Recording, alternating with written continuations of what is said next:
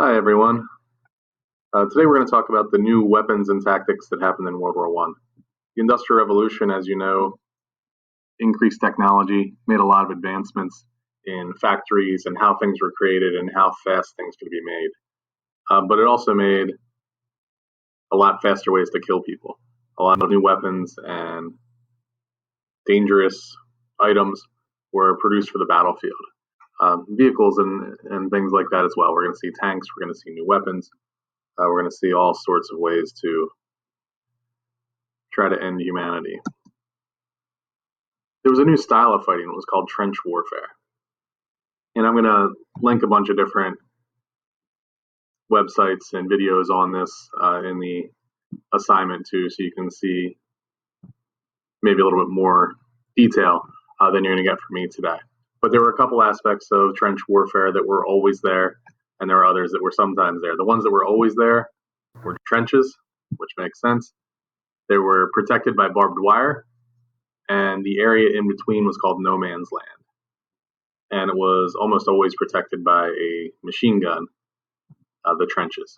Okay, but we're also going to, the idea was to dig yourself in, and it was very hard to get someone out of there. All you would see is the top of their helmets and a gun pointed at you.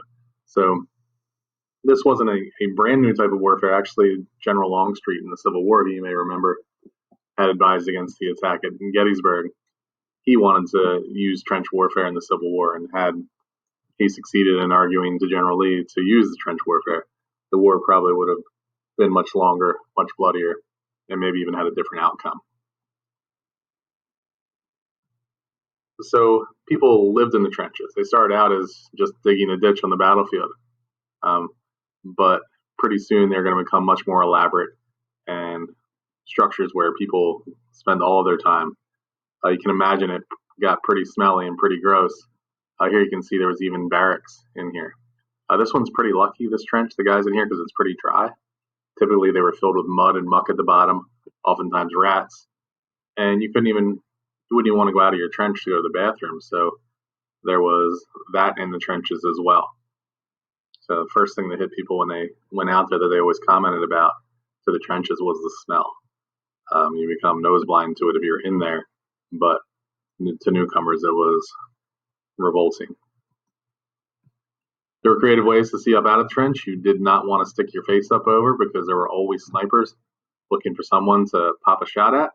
And so here, this is a periscope, basically. It's just two angled mirrors so they could see up top to see if anything was coming, if the enemy were coming. Poison gas is one of the most horrifying weapons that was developed. It didn't kill that many people in World War One. However, it was the weapon that the soldiers feared the most.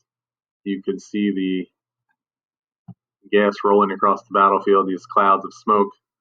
That was something they felt they just couldn't fight against. If it's somebody with a gun or somebody with a knife, you can fight against them, but the gas would just come in and overtake them. It was a very painful death. You could, even small doses would blind someone.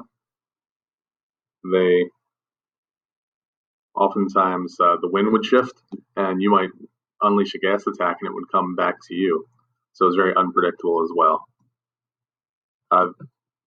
A not so fun fact: Adolf Hitler was a soldier in World War One, and he was blinded by gas for a couple of weeks, and he didn't think his eyesight was going to come back, but it did. This is probably looks familiar from the first week of school when we were looking at primary sources. This was the photo that you looked at of the British battalion coming back after being injured in a gas attack. This is soldiers going out into no man's land. This is called going over the top. You need to have a path through the barbed wire, your own barbed wire, rush to the other side, and while that's going on, there are machine guns cutting people down. It went from firing shots per minute to shots per second.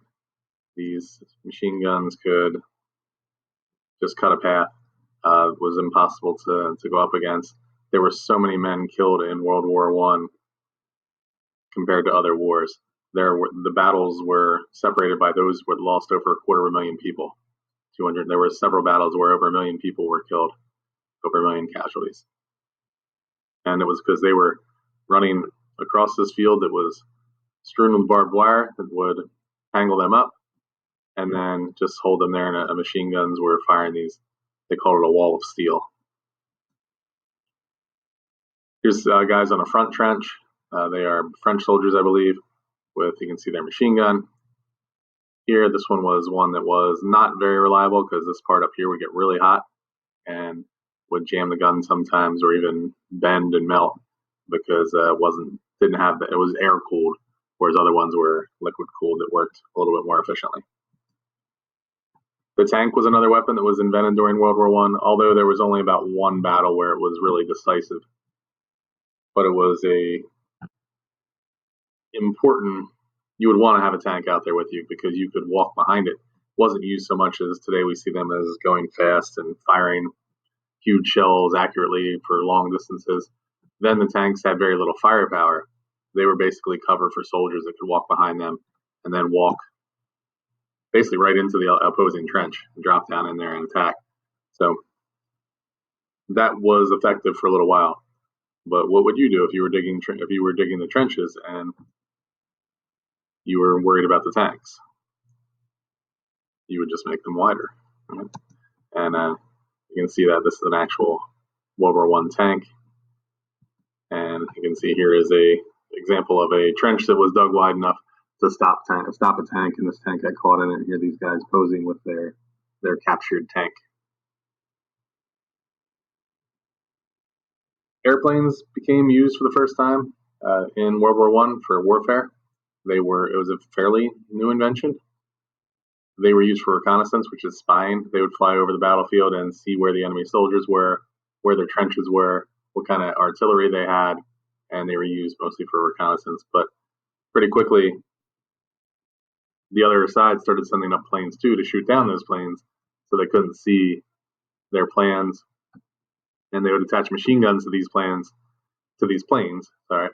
and they would end up in what were called dogfights. They were the battles going on in the skies over the battlefield, and it was these guys were some of the most recognizable names of soldiers. The Red Baron, you may have heard of. Eddie Rickenbacker was an American pilot, and they were considered to be aces because they shot down at least 5 planes.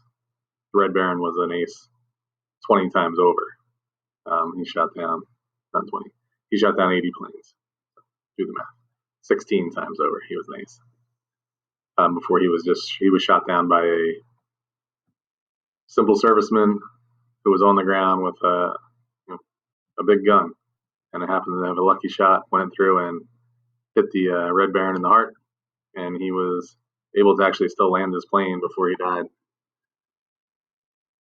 They used the planes for bombing a bit as well. See some huge bombs, 1,400-pound bombs.